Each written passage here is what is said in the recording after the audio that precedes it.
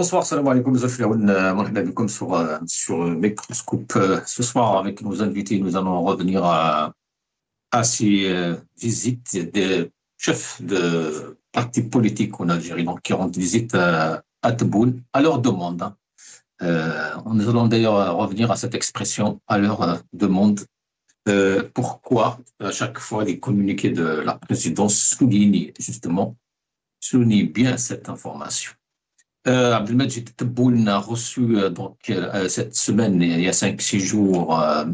Boutbir, le président du parti Al-Mustaqbal. Et hier, mardi, il a reçu le président du parti Sawt al-Sha'b, Lamine Ousmani, à sa demande, bien sûr, toujours, indique le communiqué de la présidence.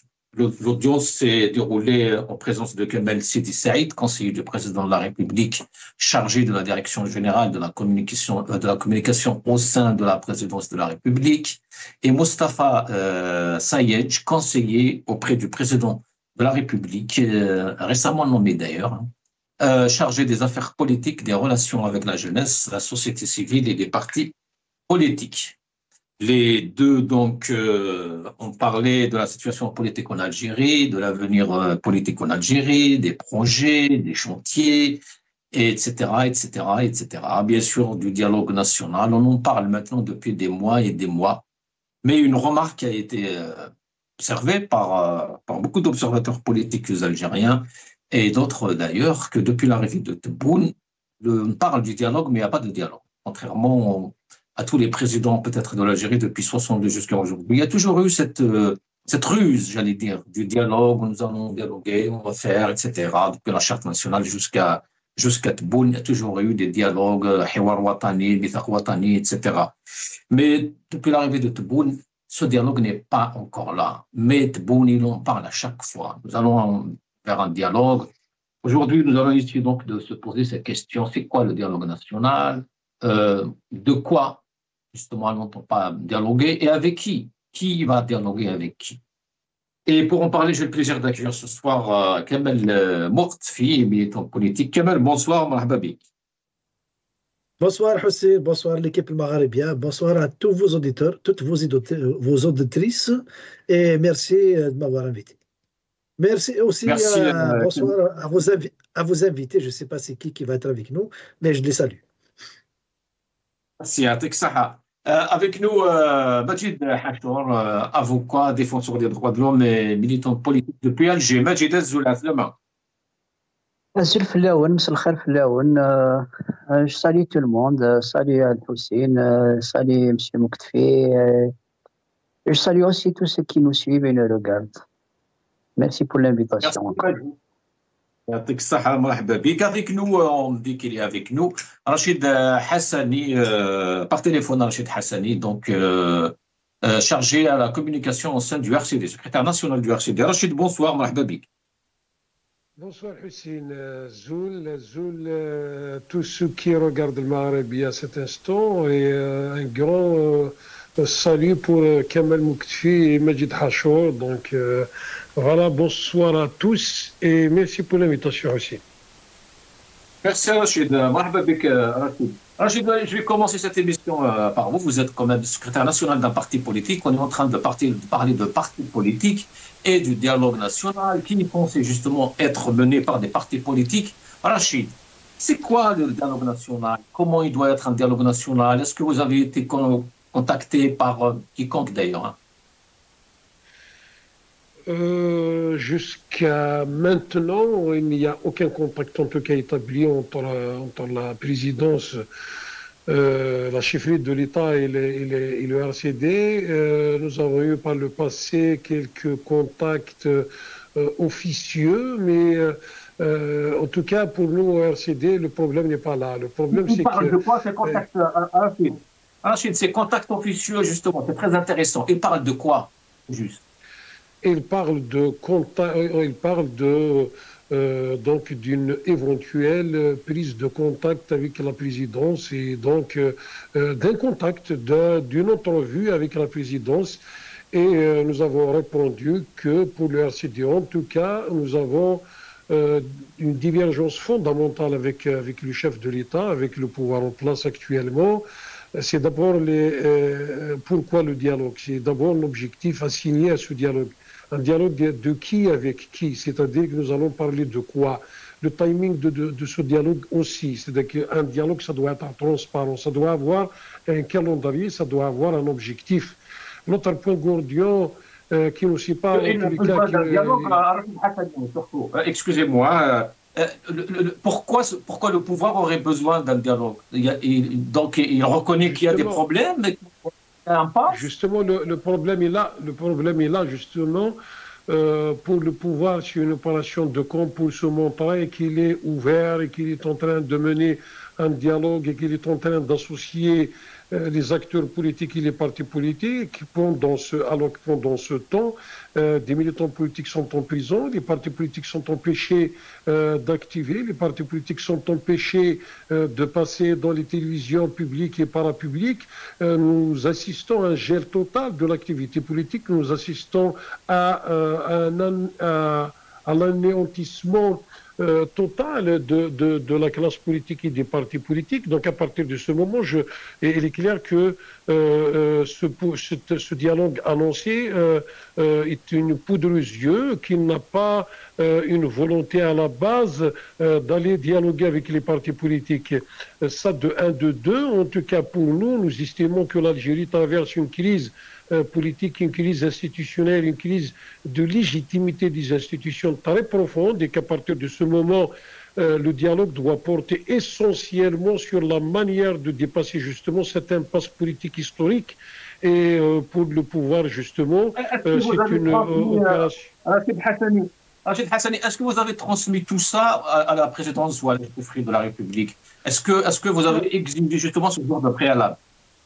Nous le transmettons chaque jour, nous faisons des déclarations, nous faisons des communiqués à travers les communications du président Ahmed Mazouz et à travers les communiqués du parti. Donc à chaque fois, nous réitérons notre d'abord vœu et souhait d'un dialogue pour le dépassement justement de cette crise, et nous réitérons aussi notre vœu d'aller vers un dialogue sincère, un dialogue pour le dépassement et pour poser toutes les problématiques qui se posent à la nation. Et ce n'est pas, pour nous, le dialogue, ce n'est pas d'aller prendre une tasse de thé avec le chef de l'État, apparaître à la télévision et au journal de 20 heures pour dire que nous étions donc reçus par le chef de l'État et que nous ne sommes pas, et qu'à notre sortie, nous sommes moins inquiets qu'à notre entrée à la présidence. Donc pour nous, il s'agit de régler le problème des Algériens, de régler le problème de l'Algérie, d'aller voir et trouver des solutions pour la crise profonde que traverse l'Algérie.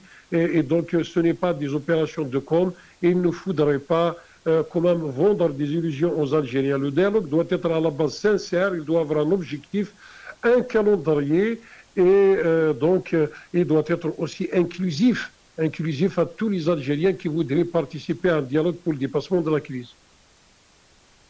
Justement, ce dialogue qui est attendu aujourd'hui, on peut le dire, par de larges franges de la classe politique, quand même en Algérie. Pourquoi il ne figure toujours pas, enfin pour l'heure, parmi les priorités du pouvoir en place? Les choses sont très claires, Hussein, et pour tous ceux qui nous regardent à cet instant, c'est qu'on ne peut pas mener un dialogue au même moment. Nous mettons toutes les entraves possibles et imaginables pour l'activité politique et pour les partis politiques, notamment de la mouvance démocratique. On ne peut pas entamer un dialogue au même moment où beaucoup d'Algériens, beaucoup d'activistes et beaucoup d'acteurs politiques sont en prison. On ne peut pas mener un dialogue au même moment. Nous continuons à triturer les résultats des élections. On ne peut pas mener un dialogue avec les partis politiques d'une manière sincère pendant que le pouvoir en place fait cavalier seul et fait passer toutes les réformes qu'il veut, toutes les décisions qu'il veut via un Parlement qui est là pour justement avaliser toutes les décisions prises par l'exécutif. Voilà la réalité aujourd'hui. Donc, en tout cas, au ERCD, nous ne percevons pas une quelconque volonté sincère d'aller vers un dialogue ou d'aller vers des solutions qui puissent être à la hauteur des aspirations des Algériens, des acteurs politiques, de tous ceux qui voudraient que ce dialogue soit sincère et qui doit avoir comme objectif, comme je l'ai dit tout à fait au début, qui doit avoir comme objectif le dépassement de la crise que vit l'Algérie depuis très longtemps. Merci Rachid Hassani, secrétaire national. C'est moi qui vous remercie. Merci à Saha. Direction ANG, Majid Hachour. Majid Hachour. Alors, ce dialogue, ces rencontres, le président de la République, Majid Tebboune, qui reçoit donc des chefs de partis politiques.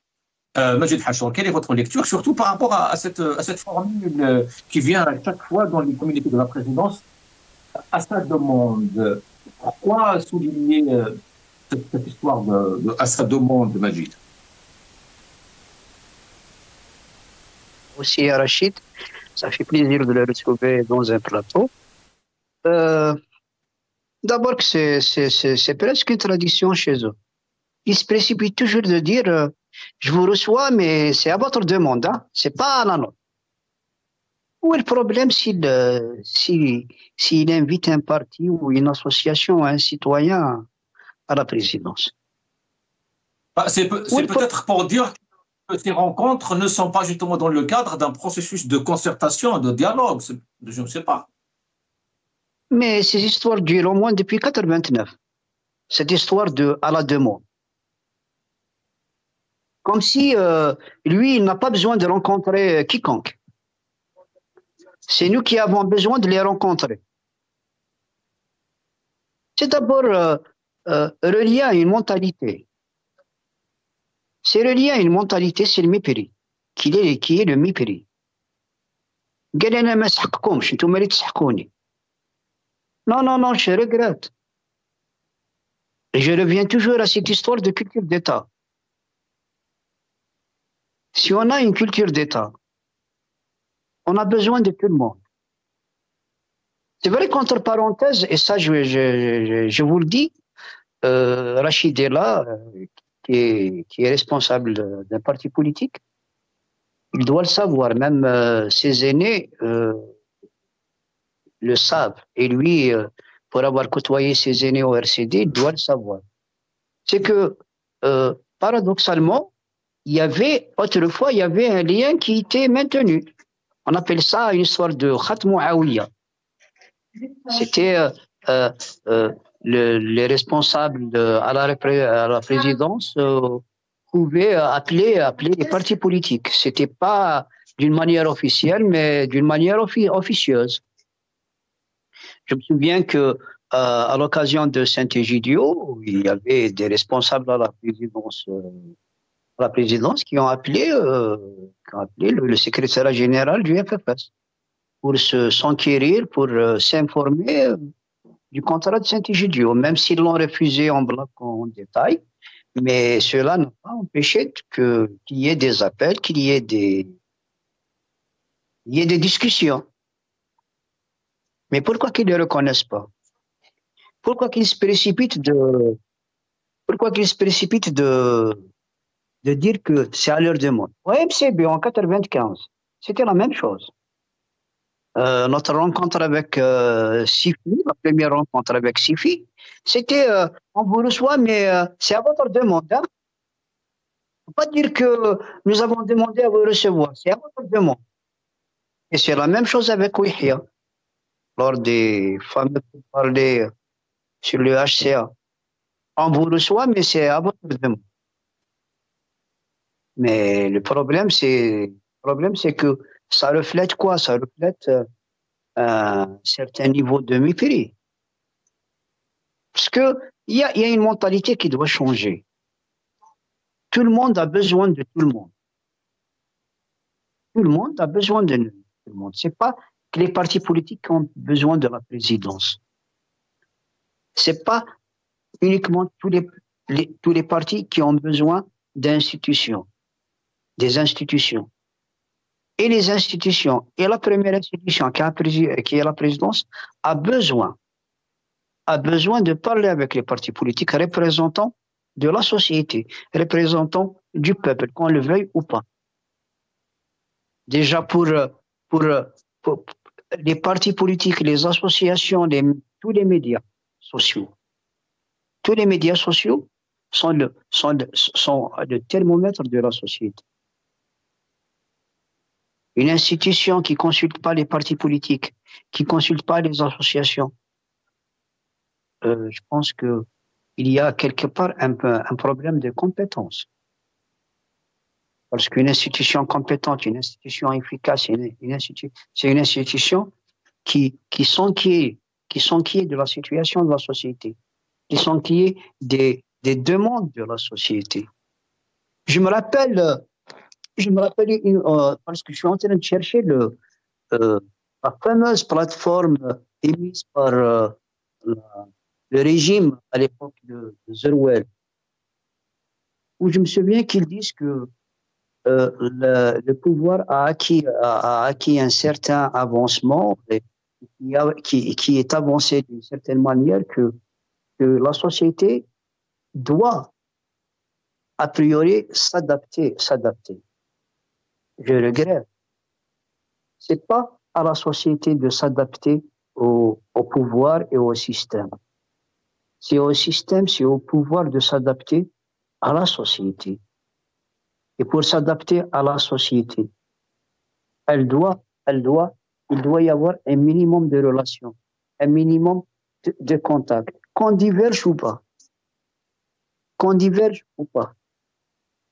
Les divergences sont une chose, et le souci de garder le lien avec la société, de garder le lien avec la société est une autre chose, et autre chose plus importante. Ça, c'est d'un. Deux, on parle de dialogue. De dialogue. La dernière fois, on en a discuté, j'ai dit que c'est mettre la charrue avant. Mais le plus important, quand on veut dialoguer, on ne parle pas de dialogue. On dialogue. Quand on veut décider, on ne parle pas de décider. On décide. Quand on fait des projets, on ne promet pas des projets. On réalise des projets. Ce dialogue-là a été promis au lendemain du fameux 7 septembre 2024. Ils ont dit avant la fin de l'année, à la fin de l'année 2025. On est maintenant en octobre 2025. Est-ce que vous avez vu quelque chose? Recevoir un parti ou un autre. Là, j'ai parlé du dialogue. Maintenant, je vais parler du fond du dialogue. On a vu un ou deux partis. OK. Il y a eu deux partis. À la demande de ces partis, accordant-leur ce caprice à la demande des partis. Mais ils ont reçu qui? Ils ont reçu qui représentent ces deux partis? Qui représentent les autres partis qui soutiennent? Qui représentent-ils? On a vu leur capacité de mobilisation à plusieurs fois, pas uniquement le 7 septembre. On l'a vu à l'occasion des élections locales, on les a vus à l'occasion du référendum, on les a vus à l'occasion des législatives et on les a très bien vus à l'occasion des présidentielles. Mais pourquoi continue-t-il à recevoir ce genre de partis? Ignore-t-il les partis à même de porter les aspirations populaires?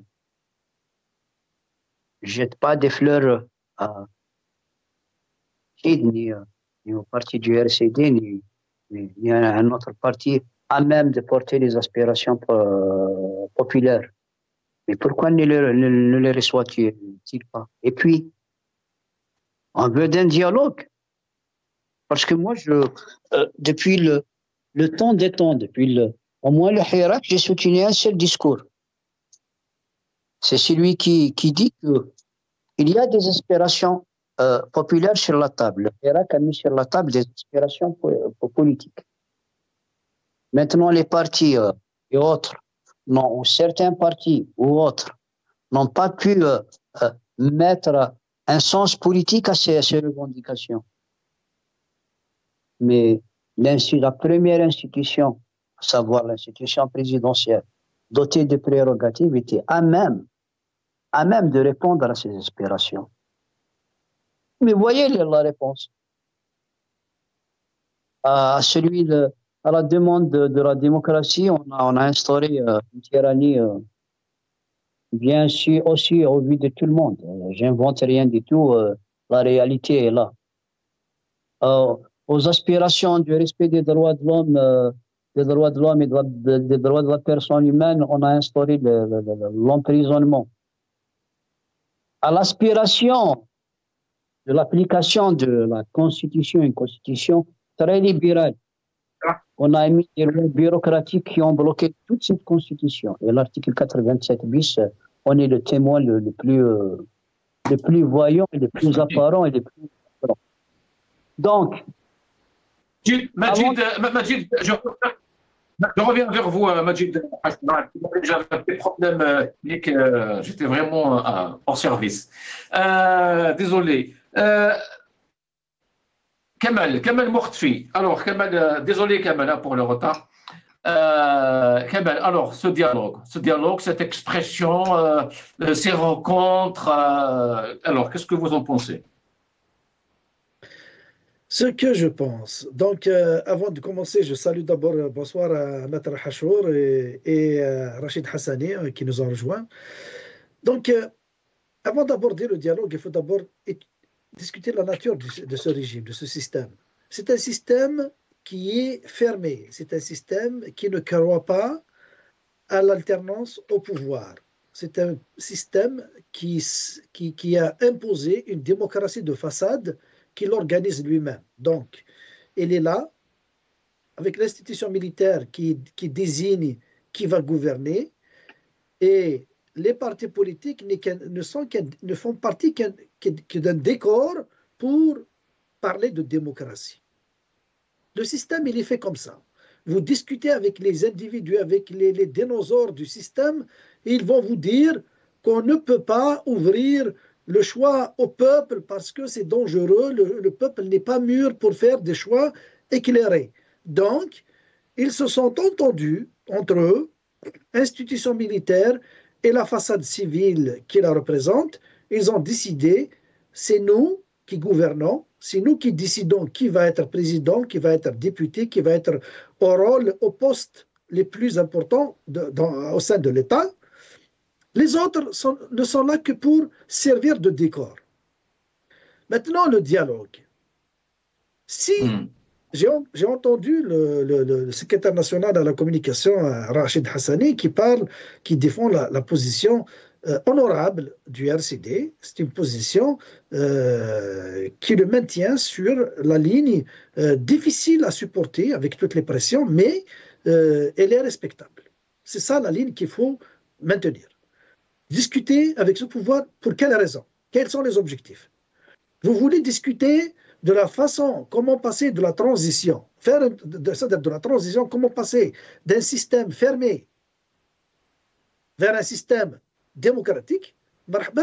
On va discuter. Organisez-nous ce genre de rencontre, on va venir. Mais si c'est pour venir conforter le chef de l'État et le rendre fréquentable, parce qu'on lui donne une certaine crédibilité en allant lui rendre visite. Même avec ça, il affiche un mépris qui n'a pas d'égal.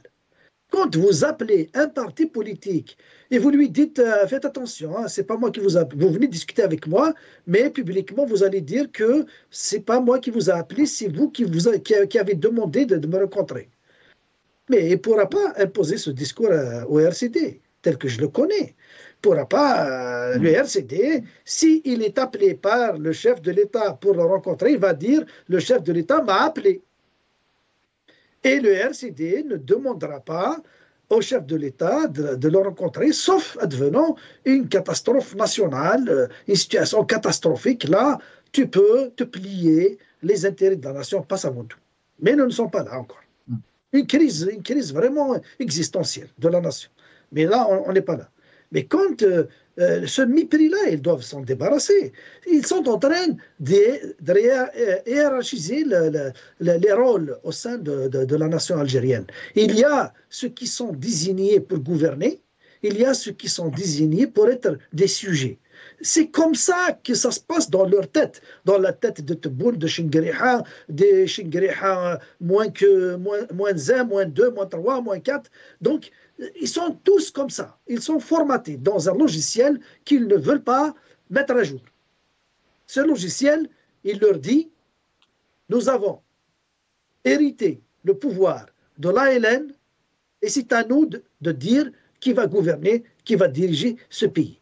Donc, qu'ils arrêtent de nous vendre leur salade sur le dialogue. Le seul dialogue qui vaut la peine d'être tenu, c'est celui qui va faire en sorte qu'il va rassembler toutes les forces vives de la nation, faire sortir, d'abord libérer les détenus politiques et d'opinion, laisser les partis politiques s'organiser, laisser le peuple créer de nouveaux partis politiques avec lesquels il voudra faire de la politique, laisser libre choix à la décision au syndicat, pas juste le JTA comme monopole, laisser la liberté de créer des associations. Et à ce moment-là, vous aurez une société organisée, une société civile représentative de tout le peuple sur tout le territoire national. Si vous avez la volonté réellement de sauver ce pays, ils vont venir vers vous dans une salle. Vous pouvez commencer par des rencontres unilatérales. Après ça, il va y avoir une conférence nationale, une rencontre nationale, discuter des mécanismes de changement de système, de passer de la dictature à la démocratie. C'est ça les termes de dialogue. Si le dialogue ne touche pas à ça, pourquoi dialoguer avec vous? Vous vous êtes accaparé le pouvoir, vous avez pris le pouvoir. Vous avez dit que nous avons un programme de 54 points. Vous avez un gouvernement qui défend votre programme. Quel programme qu'on ne connaît pas. Mais, au bout de 2 mandats, combien vous avez changé de gouvernement? Combien de ministres ont défilé? Allez, c'est pas grave. Vous avez fait 2 mandats. Mais, au bout du compte, faites votre bilan. Vous avez échoué à livrer la marchandise. Donc, vous allez vous soumettre à la volonté populaire de manière démocratique. Si le peuple vous renouvelle la confiance, vous continuez. Si le peuple vous dit là et sahel, vous quittez. Mais Tebboune, il doit quitter parce qu'il n'a pas le droit de faire un 3e mandat. Rajoutez à tout cela, il y a dans cette mentalité que j'ai décrite tout à l'heure, qu'ils ne veulent pas que le peuple choisisse qui va gouverner aux destinées du pays. Pourquoi? On le voit à travers l'opération de normalisation de la présence militaire dans la scène publique, et on les voit dans tous les événements publics, la présence des militaires. Ça veut dire quoi ça? Ça veut dire qu'ils sont en train de pousser le peuple à normaliser, à accepter que la source du pouvoir, c'est l'armée. Ils le disent déjà, la colonne vertébrale de l'État algérien, c'est l'armée. Non, la colonne vertébrale, c'est la justice. L'armée, elle est là comme une institution comme toutes les autres. Donc, ils sont en train de faire dans la normalisation. Et la présence de ces partis politiques d'opposition, malgré qu'ils sont fragiles, malgré qu'ils sont faibles, leur présence, elle est capitale. Elle est très, très importante parce qu'elle rappelle à chaque Algérien que le multipartisme doit exister malgré qu'il est dans une démocratie de façade. Mais il doit exister. Ça veut dire que le pouvoir, il fait face à ses propres contradictions.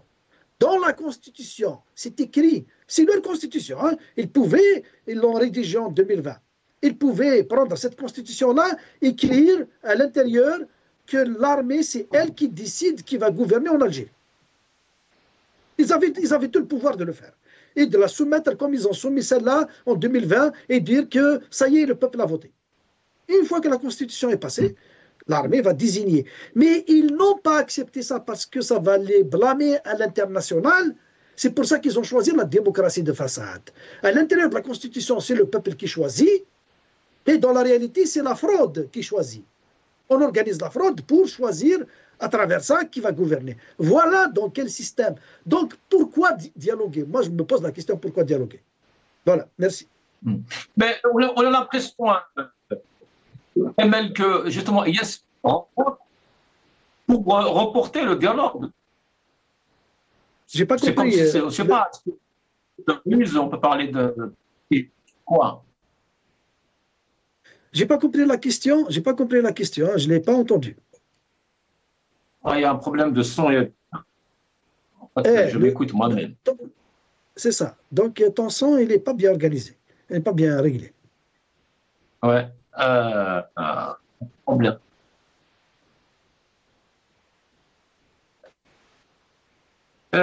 Kamel, est-ce que vous entendez? Oui, allez-y. Répétez-moi la question. Kamel, je disais que, est-ce que c'est une stratégie, est-ce que c'est une ruse, est-ce que rencontrer des chefs de partis politiques, parler du dialogue, mais pas dialoguer? Parce que ce pouvoir, pas dans cette conjoncture d'un bouleversement international. Parce que maintenant, dans cette conjoncture, personne ne regarde vers personne. Tout le monde est braqué. Les yeux de l'opinion internationale sont braqués vers Gaza, sont braqués sur l'Ukraine, sur la guerre qui se passe. Mais dans une situation normale, le pouvoir algérien, il doit donner une image vers l'extérieur et surtout vers les ambassades qui sont en Algérie, les chancelleries qui sont en Algérie, les Américains, les Allemands, les trucs, et ils leur posent des questions. Qu'est-ce que vous faites du peuple? C'est quoi cette démocratie et tout ça? Donc ils doivent donner une image de pouvoir qui travaille avec les partis. Donc ils organisent des cirques comme ça. Des cirques, ils cherchent des clowns pour maquiller, pour donner une image que c'est un pouvoir qui dialogue, qui parle avec son peuple, avec son opposition, avec les partis politiques et tout ça. Donc c'est juste à des fins d'image. Il n'y a rien de sincère dans tout ça. Il n'y a rien il y a aucun objectif. L'objectif est carrément de satisfaire, de diriger un message aux ambassades et à l'opinion internationale de dire que je suis en train de faire quelque chose et je travaille avec les partis politiques. Mais sinon, dans le fond, ils ne croient pas. Ils ne croient pas à la démocratie. Ils ne croient pas que les partis doivent jouer leur rôle. Ils ne croient pas que les partis ont un rôle à jouer sur la scène politique. Ils ne croient pas que l'Algérie doit accéder un jour à un système qui garantisse l'alternance au pouvoir. Ils ne croient pas à l'alternance au pouvoir. Ça, par voie démocratique. Quand je parle démocratique, c'est dans le respect des règles démocratiques, sans bourrage d'urne, sans que les services, les caporaux, les services de renseignement décident qui va être député, qui va être ministre, qui va être élu. C'est ça qu'ils ne veulent pas. Donc, il faut qu'on se le mette dans Ça fait longtemps qu'on répète que Tebboune est un menteur, que Chegriha est un menteur, que le système qui est derrière eux, ce sont des menteurs. Tout ce qu'ils disent, ce sont des mensonges, mais les gens le disent. Oh, vous êtes contre la nation, vous êtes contre le développement, vous êtes très jaloux, vous êtes à l'extérieur, revenez. Surtout cette expression. Vous vivez à l'étranger, si vous avez quelque chose à dire, rentrez. Oui, on va venir. Et qui va me garantir qu'il ne va pas me mettre en prison? Qui? Donc c'est tout ça. Donc voilà, merci. Merci Kamel. Restez avec nous. Majid Hachor. Nous allons écouter Osmani. تكريس ديمقراطي مؤسساتي دستوري عودنا عليه رئيس الجمهورية كلما جاءت الحاجة من أجل أولا نقل اهتمامات المواطنين، نقل انشغالات كل فئات المجتمع، وحنا دورنا كسياسيين وهذا ما يجب أن يكون. فخليني نقول كانت حوار فيه الصراحة، فيه الرأي والرأي المخالف، فيه جسدنا أن حاولنا كجزء من هذا الشعب، وأنا بصفتي كرئيس حزب الشعب أنا ننقل ما يدور في المقاهي، في المساجد، في الشارع الجزائري، وهو الأهم لأنه هو القاضي الأول وهو رئيس الجمهورية، ومن ثم دورنا كسياسيين أن ننقل بأمانة صوت المواطن. حتى في الجيوبوليتيك هناك تقاطعات، تجاذبات. خليني نقول الجزائر أصبحت دولة محورية، فالعقيدة النوفمبرية التزم الرئيس أنه يدافع على المستضعفين في هذه الأرض. مؤخرا شفنا دور الدبلوماسية الجزائرية في الدفاع على موقف نوفمبري نابع من عقيدة نوفمبرية والدفاع على الأحرار، القضية الفلسطينية، حق تغيير المصير في الصحراء الغربية، ما يدور في الساحل من تحديات الإخوة في، ويحسب لفترة رئيس في المسار الدبلوماسي. وهذه مجد حشور. Osman est en train de dire que voilà, donc c'est le souhait du peuple que l'on entend à la mosquée, dans des cafés, etc. Mais tout le monde sait que Tebboune a des conseillers justement pour ça. Il y a des services. C'est pas le rôle d'un parti politique. يراني médiocrité depuis 2019. Pire que celle d'avant 2019. Nous, notre position, pourquoi qu'on tente d'alerter, qu'on tente de tirer les sonnettes, pas uniquement une sonnette, mais les sonnettes d'alarme, c'est par rapport à cette, c'est en relatif à cette médiocrité. Les gens, je sais pas, ils aiment vivre dans cet état, ils adorent cet état de fait. Peut-être que parce que ça sert leur situation, leur objectif. Bon, s'ils ont des objectifs, mais c'est surtout parce que ça sert leur privilège, leur chieta, comment dirais-je, pour vivre. Quel souci ou quelle préoccupation peut-il transmettre quand on est un parti qui n'est même pas reconnu dans son quartier? Je m'excuse, c'est la réalité. On a eu affaire à 50 partis. Ces 50 partis ou plus, on ne les a jamais vus. Est-ce qu'il lui a transmis la préoccupation, la première préoccupation, la fermeture actuelle, les fermetures actuelles? Je doute et j'en doute. Qu'est-ce que de quoi peuvent-ils parler? Un qui a été élu en catimini, je ne vais pas dire autre chose, et un autre qui n'est même pas représentatif de lui-même. Je me demande quelle discussion il y aurait entre eux. Transmettre les préoccupations des cafés, des souks, des clubs. Est-ce qu'il lui a, parlons de ses préoccupations, est-ce qu'il lui a dit que les gens dans les cafés se taisent parce qu'ils se méfient? Est-ce qu'il lui a dit que les gens dans la rue se taisent parce qu'ils se méfient? Est-ce qu'il lui a dit que les gens vivent dans une telle terreur qu'ils ont peur même de leur ombre? Est-ce qu'il lui a transmis cette colère enfouie chez les gens? Est-ce qu'il a prévenu des conséquences de cette terreur? C'est cela le problème. Et moi, j'en doute. Pour un fait réel et palpable. Quand on ne représente que soi-même, quand on vit... Oui. Nous allons écouter Sofiane Djekadi dans ce petit extrait. حنا نقاط الضعف تاعنا هو انه اولا المجتمع نتاعنا راه يضيع الانسجام تاعو. ثانيا الطبقه السياسيه امحيت وتهمشت. ثالثا الاعلام اصبح مغلوق تماما. رابعا الاقتصاد نتاعنا راه يمشي على راسه. رانا يعني في طريقه معاكسه لما كان لازم نطبق. والمؤسسات الجزائرية ما أصبحتش مؤسسات. هذه هي الحقيقة. مؤسسة واحدة استحوذت على كل المؤسسات كلها بدون استثناء. ما عندنا اليوم ولا عدالة ولا مجلس شعبي ولا مجلس أمة ولا إدارة ولا أي شيء لتعمل الوظيفة تاعها الحقيقية.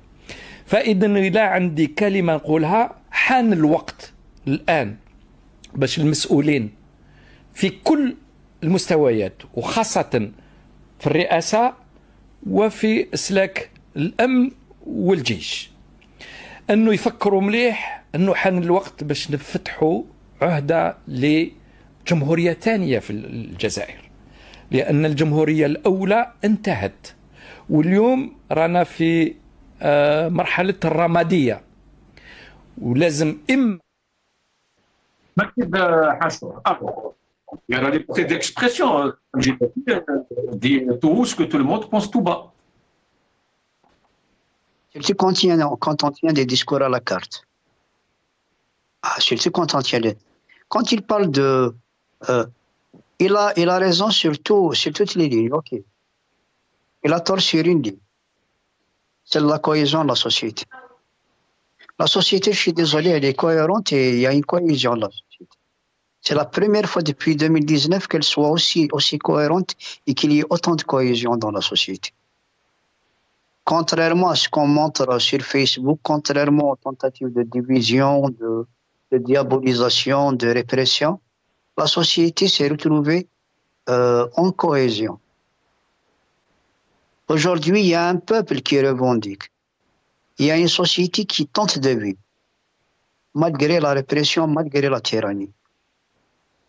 Et là, ce monsieur, il se trompe contre la société. Pour le reste, oui, d'accord. C'est bien, même que c'est très beau, ce qu'il dit. Mais des fois, il dit la chose, et après, il dit son contraire. Moi, les beaux discours de ces gens-là, moi, je ne le crois pas. Il y a un seul discours. Il y a un seul discours. Celui du peuple. On n'a qu'à écouter le peuple. Le Oui, peuple Sofiane a posé Djilali des... fait partie. Majid. Eh ben, il est algérien. Il est algérien. Je peux pas lui dénier cela.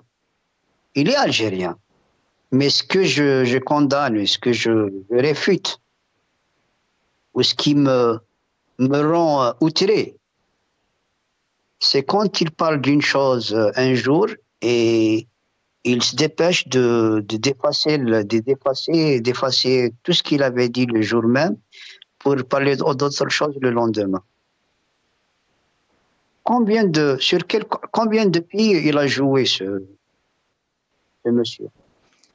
On n'est pas en train de parler mais du discours, de la situation, de parti politique, de l'exercice de la situation.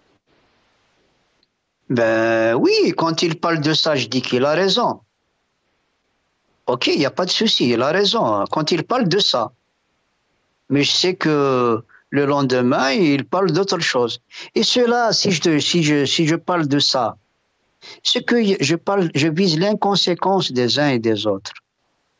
Aujourd'hui, il y a une inconséquence. Les gens les plus conséquents, on ne les écoute pas. Pourquoi qu'on n'écoute pas Karim? Pourquoi qu'on n'écoute pas Mohsin? Pourquoi qu'on n'écoute pas Fadil Boumela? Pourquoi qu'on n'écoute pas Moqtfi? Pourquoi qu'on n'écoute pas Majid Hachour? Et d'autres, et d'autres, et d'autres. À la longue, nous sommes tous devenus des amis. 6 ans de lutte, au moins 6 ans de lutte le permettent. Pourquoi qu'on n'écoute pas ces Majid. Restez avec nous, Majid. On va juste 2 minutes pour puis le mot de la fin pour rien.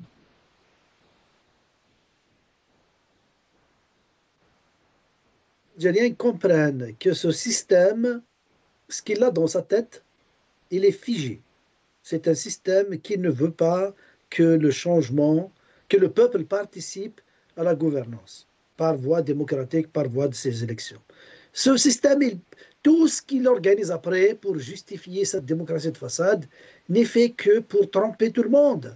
Donc il faut arrêtons de dire que quand ils étaient dans la misère, quand ils étaient dans l'impasse, à l'époque où Ouzali était Premier ministre, ils savaient comment organiser le dialogue. Ils ont ramené tous les partis politiques dans une salle, tout le monde parle, c'est télévisé. Ce n'est pas le système qu'on s'était. Mais c'était une bonne idée. Voilà le dialogue. Le résultat qui est venu après, ils ont fait ce qu'ils voulaient. Mais cette fois-ci, on va faire comme ça, écouter tout le monde, et c'est les résolutions qui vont sortir de là qui vont être appliquées.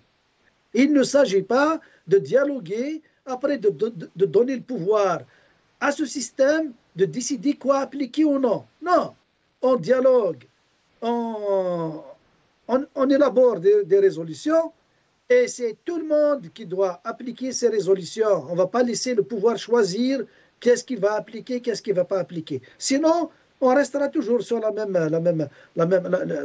cassette, le même scénario, la même recette. Donc, ce pouvoir n'a pas l'intention d'apporter du changement, n'a pas l'intention de faire évoluer la politique en Algérie. Il a l'intention de gouverner, de transformer le peuple algérien, le citoyen algérien, en sujet. Il doit manger, travailler fort et se la fermer. Voilà ce qu'il y a dans la tête de ces gens-là qui sont au pouvoir. Alors détrompez-vous, arrêtez d'imaginer, d'espérer, tout ça. Il n'y a rien à espérer de ces gens-là qui sont au pouvoir. Maintenant, le changement, vous allez me dire, oui, d'accord, mais comment on va faire le changement? C'est facile. On peut le faire dans le pacifisme et le niveau de vie de l'Algérien doit être respecté à ce niveau-là. Si on n'arrivera pas à lui donner plus que ça, ça veut dire qu'on a échoué. C'est ça la vision de l'opposition. L'opposition vous dit que le peuple, il est dans cette position. Si on entame le changement, au minimum, il va garder ce qu'il a comme niveau de vie et le changement qu'on va opérer va lui faire augmenter son niveau de vie, ses conditions de vie et le faire sentir respecté dans son pays. Et c'est comme ça qu'il va développer le sentiment d'appartenance à ce pays-là. Parce que pour le moment, la jeunesse n'a aucun sentiment d'appartenance à ce pays. Si on regarde le nombre de beautés qui quittent l'Algérie vers l'Espagne, c'est dramatique. Merci pour l'invitation. Je vous salue tous. À la prochaine. Merci Kamal Saha. Merci Majid.